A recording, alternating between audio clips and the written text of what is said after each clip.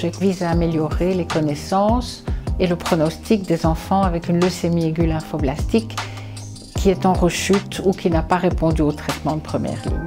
Il faut d'abord se faire une idée du nombre global de cancers de l'enfant qui sont diagnostiqués en Belgique chaque année. Il y en a à peu près 400, dont 60 à 70% sont des leucémies aiguës lymphoblastiques. Les enfants avec leucémie aiguë lymphoblastique ont globalement un excellent pronostic puisque 90% d'entre eux vont guérir avec le traitement tel qu'il est conçu pour eux.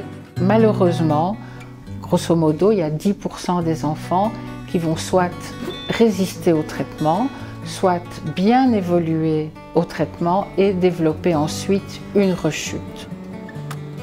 On estime actuellement que les chances de guérison sont grosso modo de l'ordre de 50% et ce que nous voulons, c'est améliorer ces chiffres. Le nombre de patients avec ces maladies très difficiles à guérir est faible. Il faut donc travailler de manière multidisciplinaire et internationale pour avoir des résultats qui auront la puissance statistique de nous révéler une amélioration.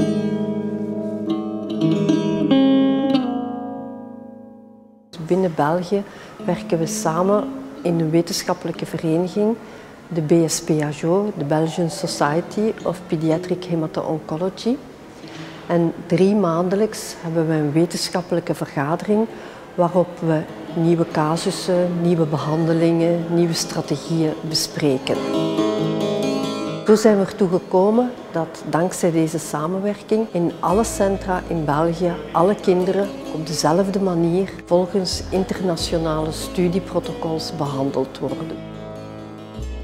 C'est un projet qui a été monté par un consortium international auquel participent tous les pays européens, mais aussi l'Australie, la Nouvelle-Zélande et le Japon. Le projet consiste à poser la question si l'adjonction d'un médicament supplémentaire par rapport au traitement classique, le meilleur que nous connaissons jusqu'à présent, améliore les résultats. Ce traitement à l'essai est le bortezomib. Le but de cette chimiothérapie avec le bortezomib est d'améliorer la qualité de la réponse au traitement avant de passer à l'étape suivante du traitement qui est dans cette catégorie de leucémie en rechute de mauvais pronostic, toujours la greffe de moelle. C'est une épreuve pour ces enfants qui ont besoin de faire un parcours en isolement presque absolu.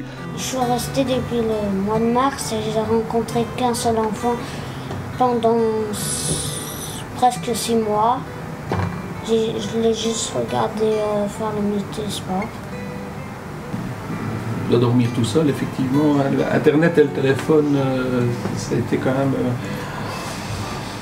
ça a été un petit peu son seul lien social, je veux dire, avec l'extérieur.